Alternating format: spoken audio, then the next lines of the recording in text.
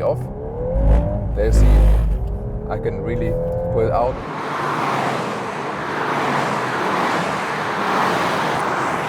A new powerhouse estate. This is the all-new VW Golf R variant. Here from the Golf 8 generation, the estate form. And we'll take it out to the racetrack and also give you a tour, exterior and interior here on Auto Through with Thomas. In the front we can see the strong styling here in the lower part, contrasting high gloss black, and the daytime running light that is connected here indeed.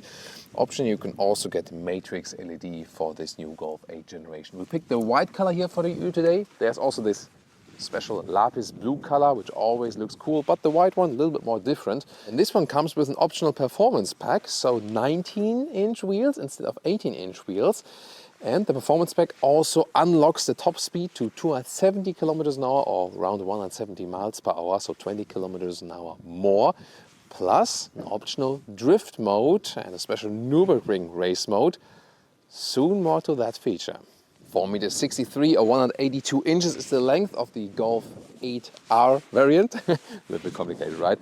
And that means 7 centimeters or 3 inches longer than the predecessor. Also, this one here has a longer wheelbase than the hatch version. Will this have an effect on driving it?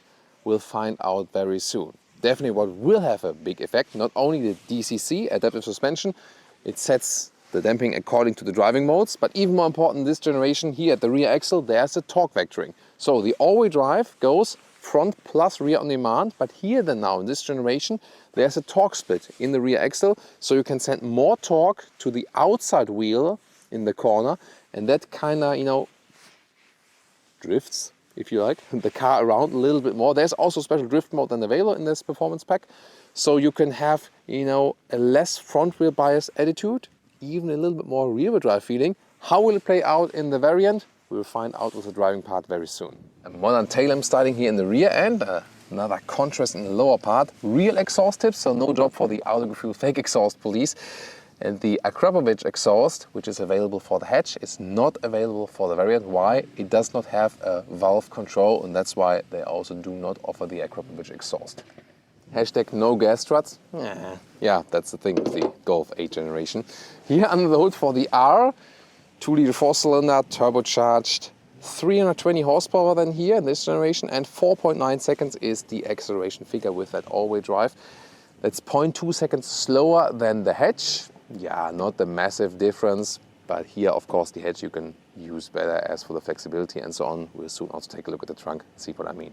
This is the car key, awaiting some scratches and fingerprints, but here you have the R logo. Then the door closing sound. That's what the Golf is famous for, and it's still good here also in the Golf 8 generation. Then inside of the doors, you have soft touch here at the top part, then a sporty insert, but it's not real carbon fiber, and nice bright or gray microfiber. That's cool, and also soft enough here for longer trips for your elbow.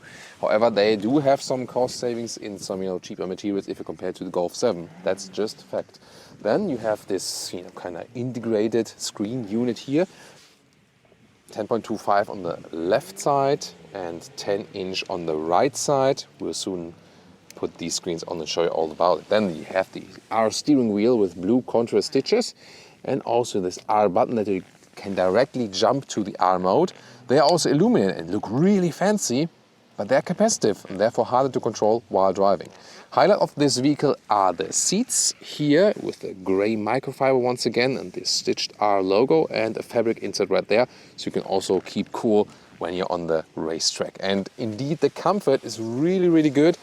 So especially these sport seats. So sometimes sport seats are less comfortable. Here in this case, they even add to the comfort if you compare them to the base Golf seats. So very comfortable seating position here for a compact vehicle.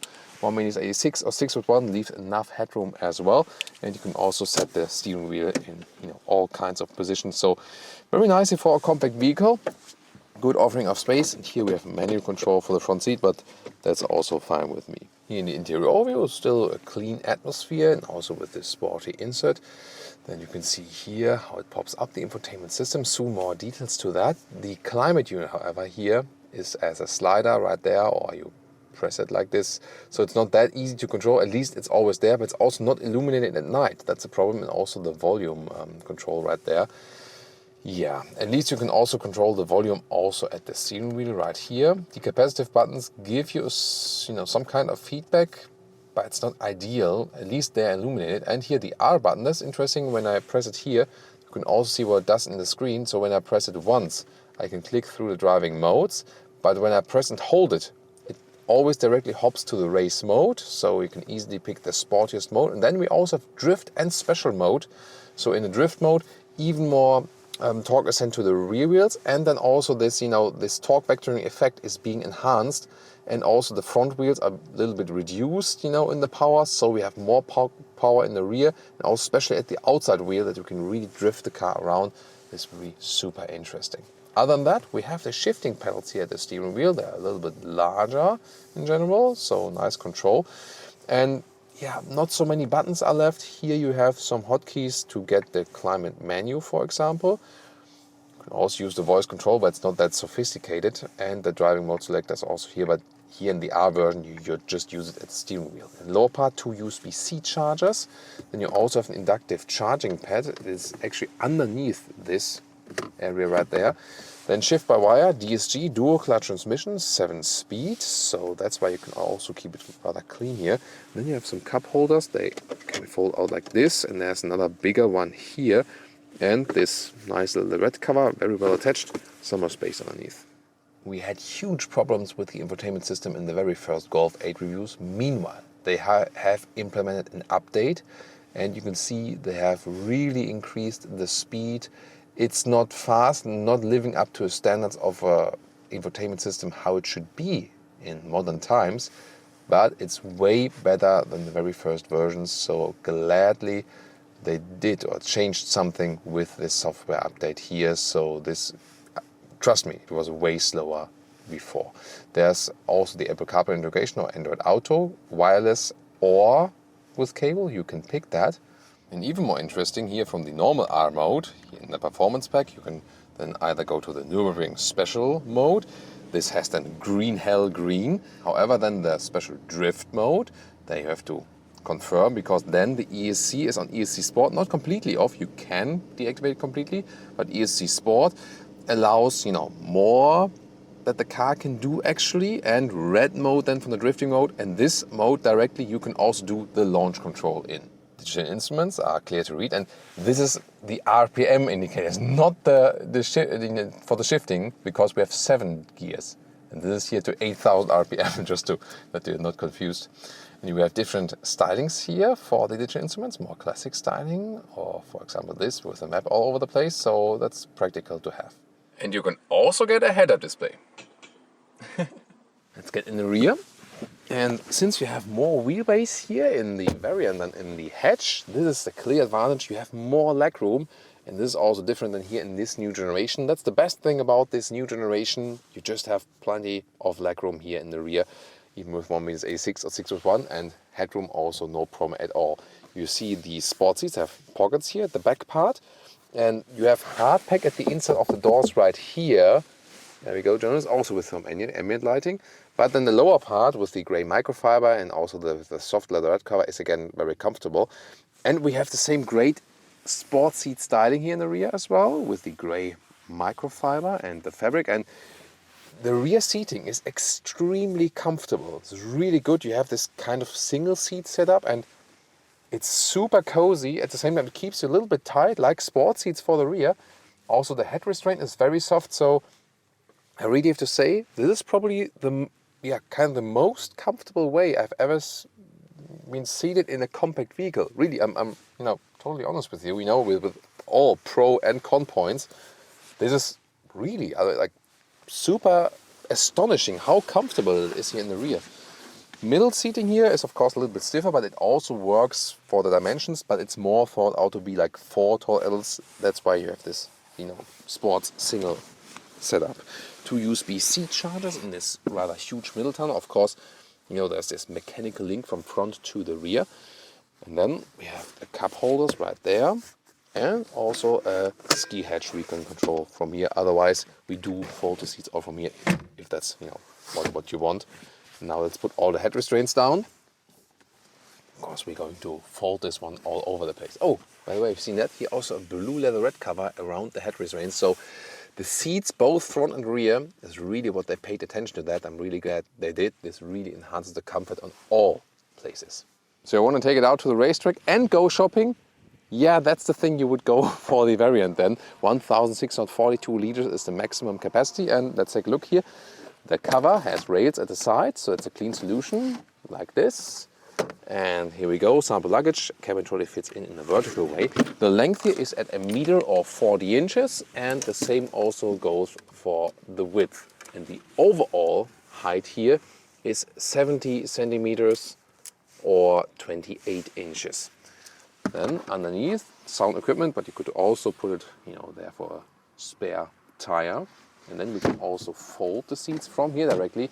And so overall, this estate here does everything right as for the flexibility. Everything has square dimensions, easy to fold, a lot of luggage space, and the overall length here is about 1 meters 80 or 71 inches. So that's also very well done.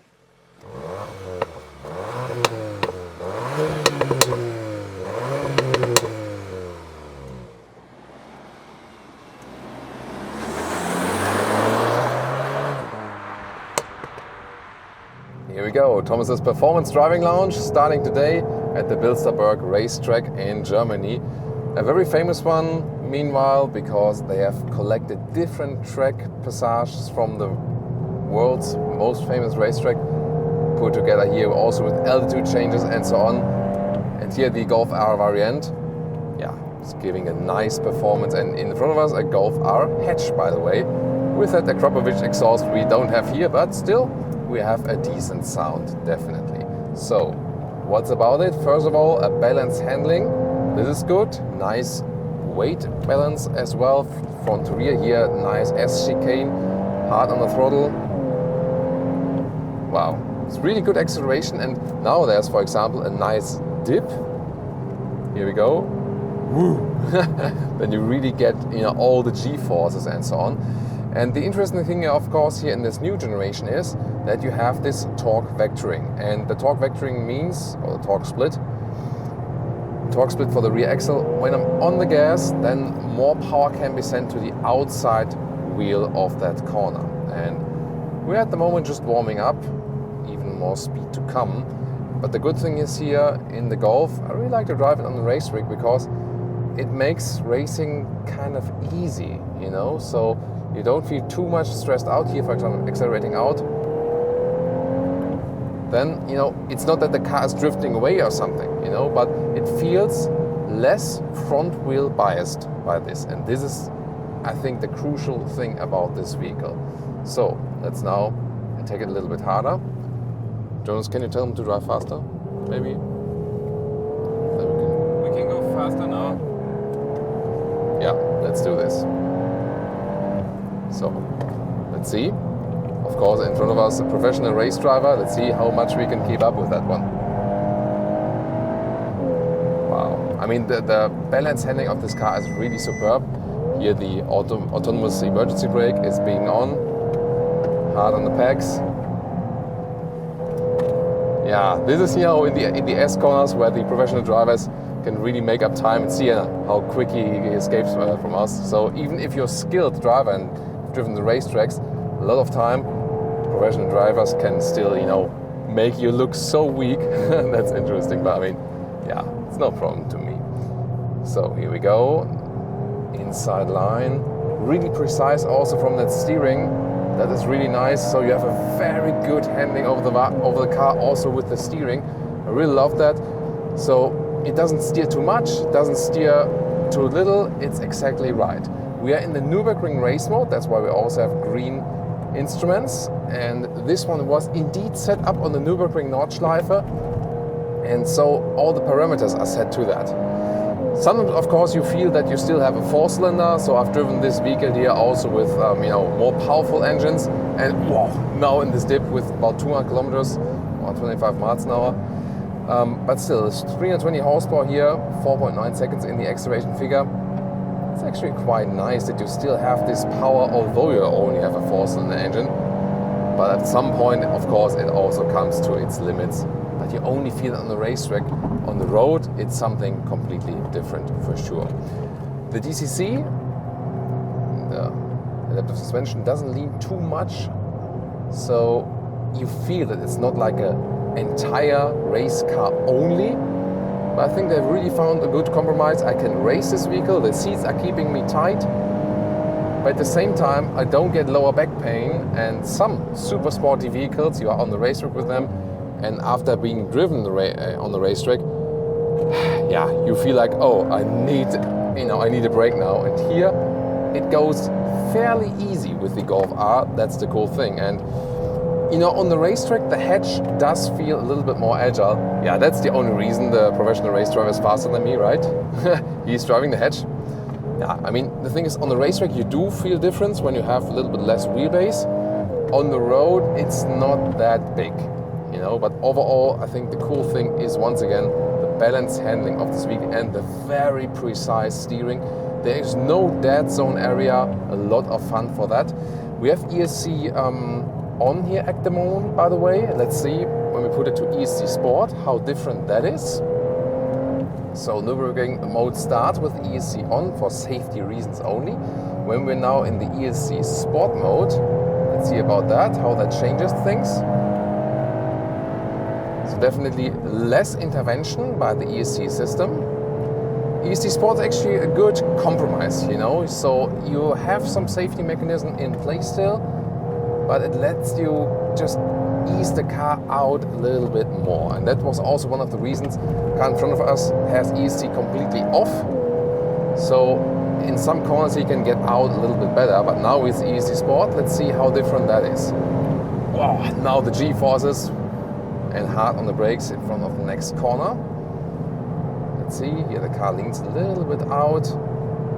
Tires are really working really working the vehicle. And yeah, going outside here. So with the torque split in the rear, again, it's not that the car would have a completely different feeling, but definitely, especially when you get out of the corners, then you have just more control of the vehicle in a way that you get around here, get out of the corners a little bit better. And that's just a lot of fun to have a more agile feeling for the car. So definitely when you compare this one here to the outgoing generation, we have some things, in the build quality or the infotainment system, which are not that convincing, yes, but driving it here, look at that, seen that? So came around in the rear just a little bit, and that is a lot of fun. However, what we also saw now, look our driving profile. I did some nice drifting out now, and now I have to go back here to the Nürburgring mode because I hit the R button with my hand. And that's of course something, really annoying that can happen. Just because I was holding onto the steering wheel very tightly. That rather happens on the racetrack, on the normal road, not that often actually.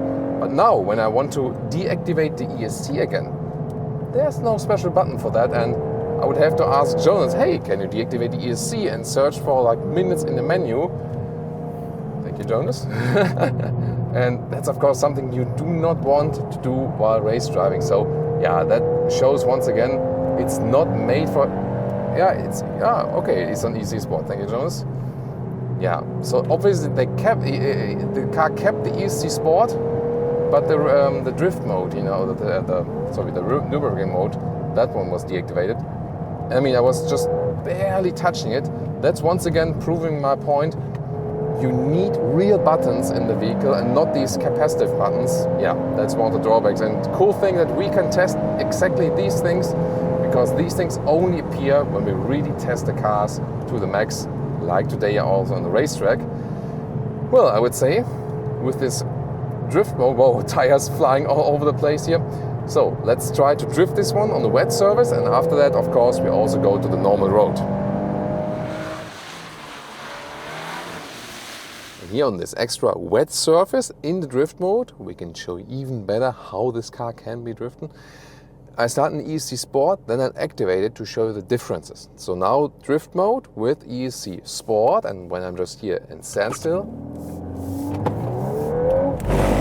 here, It goes around in the rear, but you heard that, you know, braking intervention. So when you're in the ESC Sport, the brakes are still pretty active and keep you, you know, somewhat safe, of course.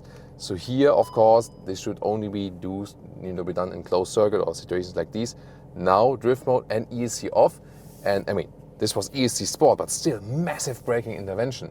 And now when I'm here, I'm standstill and ESC off.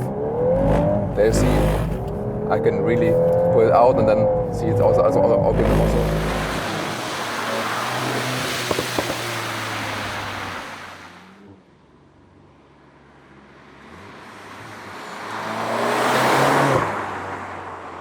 And now we are literally going off the racetrack because that's the scenario most people will encounter in this vehicle. And the good thing is when you have it here on the comfort mode, then the DCC, the adaptive suspension, dynamic chassis control, also sets everything on a softer note. And so although this is the top sporty model here of the lineup, the suspension is kind of forgiving in a way that it does deliver the normal comfort for everyday driving life you need. And that's a good thing because some top sports models from different manufacturers, in the lineups, they are really, set under such a sporty tone that you do have great comfort losses in everyday driving. And that's not the case here for the Golf R.